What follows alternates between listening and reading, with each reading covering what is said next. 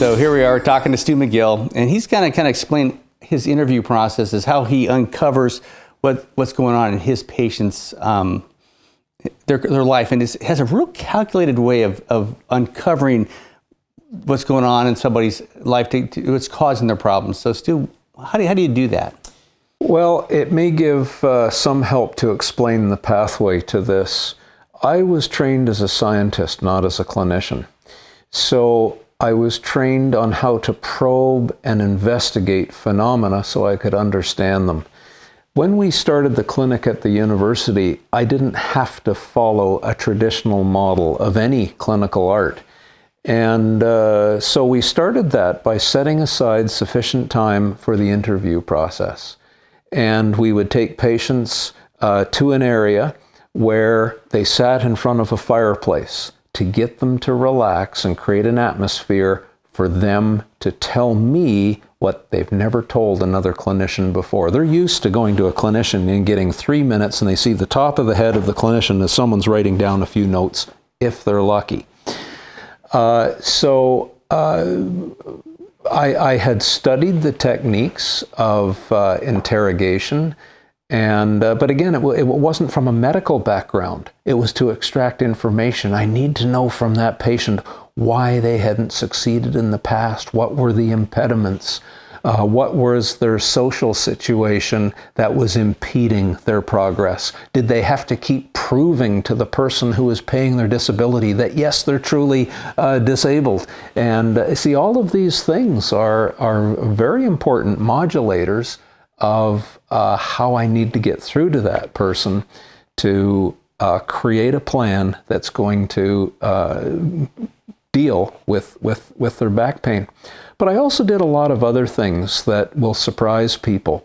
I had a patient years ago who had won the Las Vegas Poker Stars competition, or whatever the name of that is, won several $1 million. And I said, I'll make you a deal. I'll tell you what I know about your back pain, but I need you to teach me how you know what the cards are that they're holding. What are you reading in their body? And so I used to take many opportunities like that. You have to be able to read a person, and you don't learn this in traditional training. What is it in their eyes? The depth of their breathing, how they're sitting, that is revealing to me whether they are exaggerating, truthful, emotional, what their cards are, in other words. So I have to keep creating an atmosphere and probing and perturbing that situation to get to extract information from them, so I know when we go downstairs, what do I need to further probe physically to recreate their pain, so I'm very sure of what the pain mechanism is, and then we proceed after that to eliminate all the other possible candidates. But this room is set up very specifically for that. The couch is built of the highest density foam known. When I had the couches made, the manufacturer said, "You won't like this, you're going to send it back to us. Are you?" And I said, "No, I know what I'm doing. Please make the couches like this." And they're very firm, as you know, and there's a little bit of a back support behind that. If you grab the bulb there, you can tune the amount of hydraulic support. It's actually pneumatic behind your back, and I get them to relax and shape that and show them that they can actually change the intensity of their pain some of the time by posturing their back a certain way and migrating the stress. I've already begun to get their buy-in now. They're already starting to feel a little bit more empowered and in control. So this is all part of the process of understanding why they're in pain. Well, it's very disarming to have the comfortable couch, the fire, the beautiful landscape in back, the dog. It is relaxing, and I can see where the patients feel more not vulnerable, but more able to just free themselves to tell you what's going on. Right, and there's no rush to this either. And no white jacket. Absolutely not. No, absolutely not. And I'm play acting all the time. When I teach this in a course situation, I will play act with clinicians who come in, and sometimes I'll be very, very quiet and empathetic, And the next moment I turn around with the next patient and I'm a little rough on them, a little hard on them, giving them a reality check of how it is their slothful behavior, perhaps, that is leading to their back pain, the lifestyle that they're leading. I might shock them and say, you know, you deserve your pain, you're causing it. But here is why, and here's what I can show you that you can do to yourself to pull you out of this chronic. You have to find out whether they're willing to make changes, and the changes required to get over their back pain. In the most simplistic description, yes. Yeah. Wonderful. This is very disarming, as I said, very comfortable, and you'll spend 3 hours with them. So what kind of questions do you ask them? Well, when they come here, I welcome them. I say, welcome to Gravenhurst. As you're aware, I've retired from the university, so welcome to my home. And that in of itself is disarming to some of them. And then I'll say, tell me why you're here. Tell me your story. That's it. Now, I've given them free rein. They might immediately tell me, oh, well, my pain is an 8, and you know, they have to prove to me that they have pain. And that tells me a little bit of their past experience and what they're expecting of me. Someone else might not even mention their pain. They might tell me the pressures of their job and how they have to continue to support their 5 kids at home, or whatever their social pressures are, that I have to understand what is driving their current behavior that is not working to get rid of their pain. And I just let them talk. And some of them tell me all about their pain. Oh, it's in here. When I drive or sit at the computer for 20 minutes, I get back pain and then my right toe goes on fire. But if I go out for a walk, the pain goes away. Fabulous. They've pretty much told me what the pain mechanism is. I just have to go downstairs and prove it in the clinic. And then there are other people who don't say too much. And I'll just gently start my questions, and I call them the $1 million questions. And I might start out with one that is incredibly insightful. Do you have good and bad days? And they'll think about it, and they'll say, well, yes, I have better and worse days. Would you be happy if every day was as good as your good day? And they'll say yes. And I said, good, we won't fail with you. You've just proven you have the ability to have a good day. There's always a cause. Let's discover why you have good days, and let's discover what is causing the bad days. We'll eliminate some of those factors, build on the success, and make sure every day is a good day, and we'll wind down your pain. And you'll see their face change. Yes, I have good days. I have that ability. I get you. It's logical. So I'm working on a buy-in as we proceed through. And then as I peel the layers, I might ask a question like, when you roll over in bed, do you ever get a sharp pain? Now that is a fabulous question to determine if they have joint micro-movements and laxities that will trigger sharp pains. And then a follow-up question, if that's affirmative, might be something like, how many pillows do you go to bed with at night? And the more the pillows, the more joint instability they have. It is incredible, the correlations that are associated with some of these questions. And then I get to some more behavioral habits. What time do you get up in the morning? And someone who tells me they lay in bed because of their back pain, and then I go downstairs and measure that the discs swell through the night, as you know, through the osmotic gradient, that if they actually spent less time in bed, they would have less back pain. We've done several experiments to prove that. Then I get into activities, very specific activities that exacerbate the pain, and others that might take the pain away. Oh, when I go walking with my spouse at the shopping mall, that's terrible, I get back pain. But that's static load. How about if we walk fast around the block? Would that cause your pain? No, that's relieving of my pain. Aha! Same activity, different dose. One is therapeutic, the other is a cause of your pain. Then we get into the nature of the pain. Tell me about your day. When you wake up in the morning, do you have morning stiffness and a lot of pain, or is that the best time of your day? If they say, oh no, that's really my worst time, we then follow up. Tell me about your mattress. Have you ever slept at a friend's house or in a hotel? Did you notice your back pain was different in the morning, etc.? Then I get into describe the pain for me. You've mentioned that when you sit at your computer, your right toe goes to sleep. Is it a numbness? Is it a burning? Is it a shooting pain?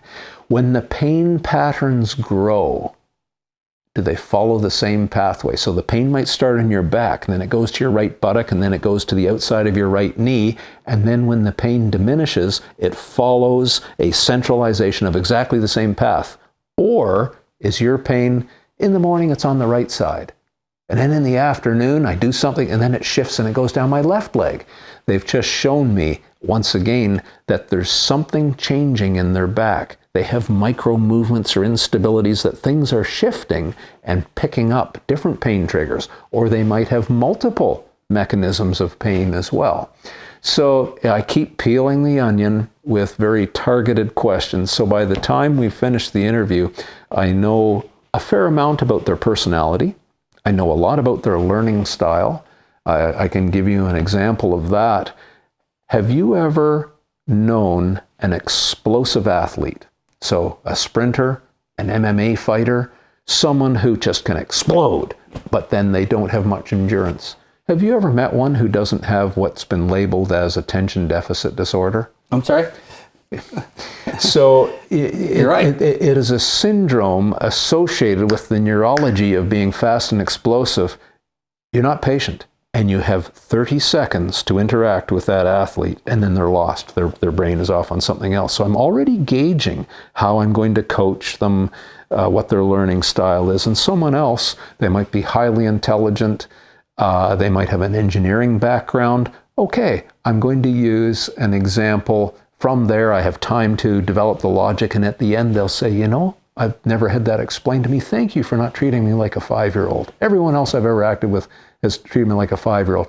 Or the next person is a car mechanic, and I explain to them, well, if you have a problem undoing a rusted bolt on a car, you get a cheater bar, a Johnson bar, a longer bar, you create a longer lever arm, but that's what you're doing every time you pull on a cable in the gym doing a Palloff press way out here, whereas that is what is actually triggering the pain sensitivity. So I can use their language. Or it doesn't matter if they're a finance person, I'll say, you're bankrupt. And they'll say, well, what do you mean? And I said, all day long you steal $1 out of your bank account. You're bankrupt. You have no money to train with or do things pain-free. However, if throughout the day you moved in a way that respected your pain trigger, every time you moved, you would put $1 in your bank. Now you'll have $20 at the end of the day to go and do the thing you love with pain-free. So I'll try and figure out the person, read them, and interact with them in a way that they understand. And as I said, I will switch from tough love and being not a very nice person right through to being the most gentle, quiet, soft, slow, empathetic. You know, some people just need a hug. The next person needs a on the side of the head. So anyway, it's the full spectrum, and I'm trying to figure it all out here, and how we're going to be the person who changes their life. So you said you had somebody may come in, they're trying to prove their disability to the person who's paying their paycheck. Those are the frustrating ones to me. The Veterans Affairs that write people checks for being disabled, and they come in for treatment. You make them better, it costs them money. So you actually have those patients show up here as well? Absolutely, I do, yes. There are some insurance companies who pay them to come. That's a different game, yes. And I have to break them down a little bit. And I have to say, what do you want from life? Now, you can be disabled and stay the way you are and behave the way you are, and you'll guarantee you will stay the way you are. I hope you love your life. But if you want to consider something different, I can guide you. But if you don't, I hope you enjoy your life. You're free to go.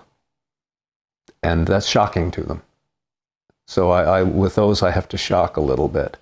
And I'll say, do you have everything you want in life monetarily? And if you don't, and you need the money, and what you're currently doing is getting you that thing, great, stay the way you are. But if you want to play with your grandchildren, and do put a number beside it. What's more important? What's most important? and you decide and tell me, and I'll tell you what I know. So they've never had people talk to them like this before. But, I'm retired. I don't need to do this. I've never needed to do this. And I've always been a university professor. So I do what's required, and I don't have allegiance to any